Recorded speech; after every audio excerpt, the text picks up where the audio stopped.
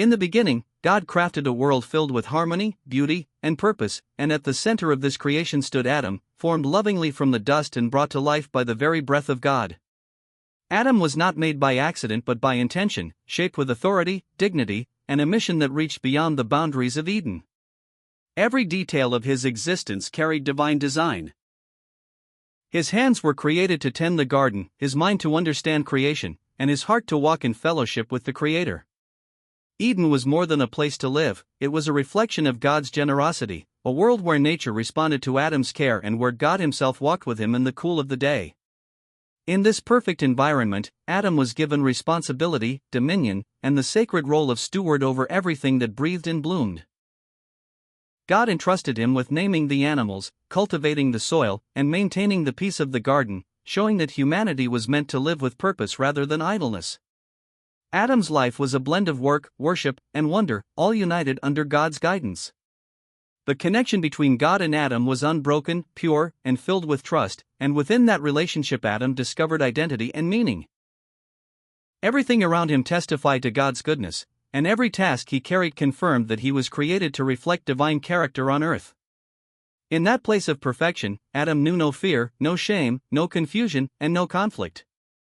The garden responded to his presence, and he walked freely with the assurance that he belonged to God and was deeply valued. God's perfect creation was not merely about forming a man but establishing a relationship, setting a model for what humanity was meant to be before the weight of disobedience altered the course of history. In the midst of Eden's beauty, God placed a command that was simple yet deeply meaningful, a command that revealed the importance of trust and obedience and the relationship between Creator and creation. Adam was free to enjoy every tree, every fruit, every blessing that the garden generously offered, but one tree stood apart, marked not by danger but by divine instruction. The command was not a restriction meant to limit Adam but a reminder that true love includes the freedom to obey. By giving Adam a choice, God honored him with responsibility and the ability to demonstrate loyalty through action. This single command became the boundary that separated harmony from rebellion, a line drawn not to control but to protect. In a world where everything was provided, where nothing lacked, this command invited Adam to recognize God's authority and acknowledge his wisdom. It was an opportunity to practice faith by trusting that God's instructions were rooted in care, not deprivation. Obedience in Eden was never meant to be burdensome. It was a path to continued blessing and uninterrupted fellowship. The presence of the forbidden tree served as a symbol that free will was real, that humanity was not created as puppets but as beings capable of choosing alignment with God's heart. God desired a relationship built on willing devotion, not forced compliance, and the command embodied that desire.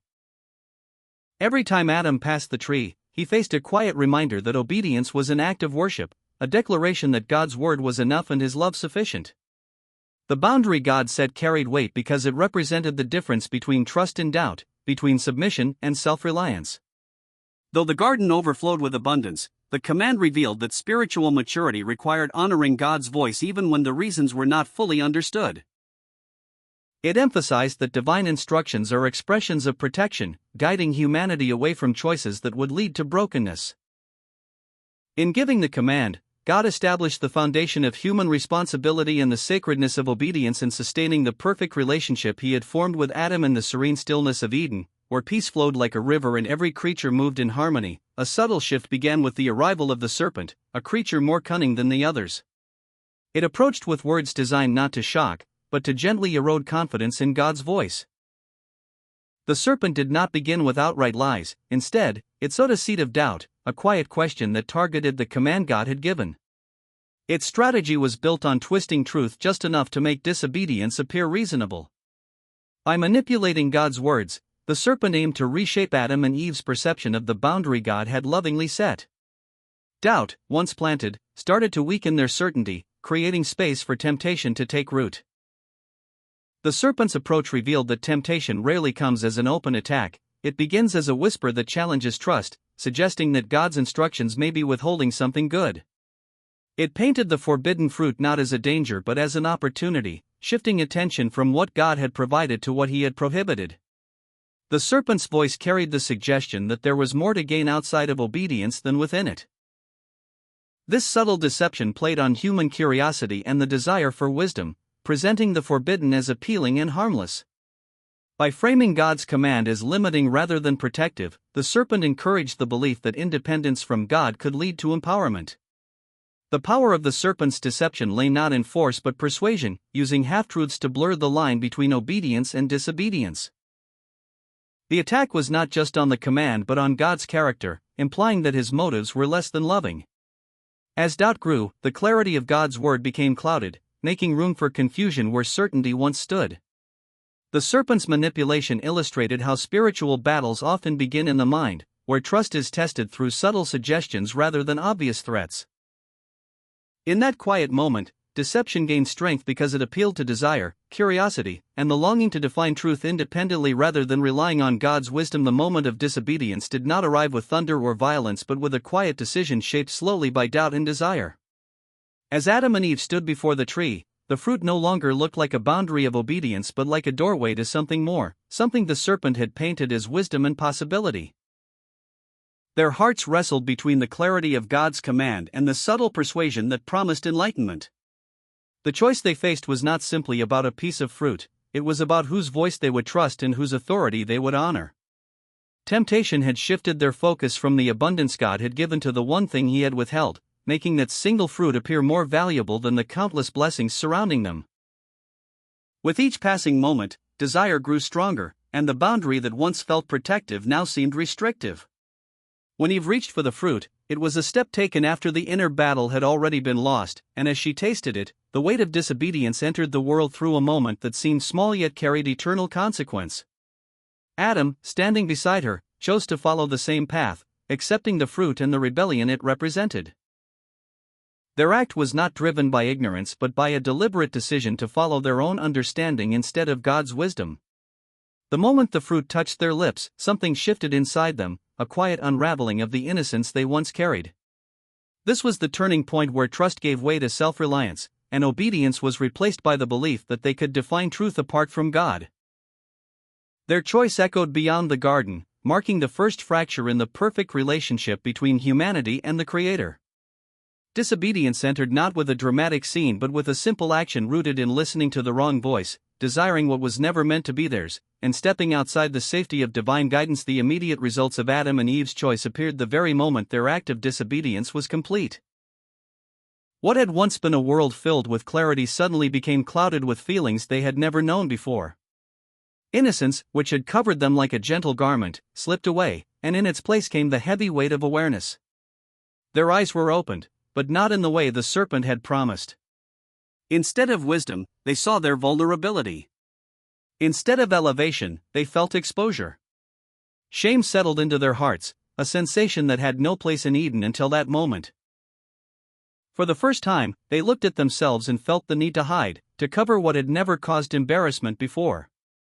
The harmony they once shared was interrupted by the uncomfortable realization that something precious had been lost. Their relationship with each other shifted as trust wavered and fear crept in, creating distance where unity had once blossomed. But even deeper than the change between themselves was the rupture in their connection with God. The sound of His presence, which had always brought comfort, now stirred fear within them. Instead of running toward Him as they once had, they hid among the trees, trying to escape the one who had given them everything. This instinct to hide revealed how sin alters the human heart, replacing openness with avoidance and honesty with secrecy. The garden, once a place of joy, felt different as the shadow of disobedience spread through it. The ground beneath their feet, the trees around them, even the air they breathed seemed to carry the weight of what had taken place. The peace of Eden was disrupted by the reality that their choice had introduced consequences they could not undo. Awareness of good and evil came at the cost of purity, and the separation they felt inside was a sign of the spiritual distance now forming between them and their Creator. Their newfound knowledge did not lift them higher but pressed heavily upon their spirits, showing that the serpent's promise had been a deception from the start. Shame, fear, and separation became the immediate fruits of their decision, revealing the deep impact of stepping outside the boundaries God had lovingly set. Even in the midst of the fall, when shame weighed heavily on Adam and Eve and the garden echoed with the consequences of their choice, God's response carried something deeper than judgment. While justice required that He address their disobedience, His heart still reached toward them with compassion. He called out to them not to condemn but to restore conversation, showing that even when humanity hides, God seeks. As he revealed the consequences of their actions, he also planted the first seed of hope, a promise that the story would not end with failure. In his words to the serpent, he spoke of a future offspring who would crush the power of evil, hinting at redemption long before it unfolded. This promise became a lifeline woven into the fabric of human history, signifying that God's mercy is always greater than human mistakes. Even when he clothed Adam and Eve with garments of skin, it showed that he would not allow them to carry their shame uncovered, symbolizing his desire to cover brokenness with grace. The act demonstrated that although they could no longer stay in Eden, they were not abandoned. God's care followed them beyond the garden's gate, proving that his love extended past perfection and into the world marked by sin. The promise of redemption revealed that humanity's fall did not cancel God's plan but shifted it toward restoration through sacrifice and grace. In the midst of loss, God offered a future filled with possibility, showing that his purpose was not to destroy but to rebuild what had been broken. The unfolding journey of humanity would carry the imprint of this moment, where mercy met judgment and hope rose from disobedience. The fall became the beginning of a greater story, one in which God's relentless love pursued humanity despite failure.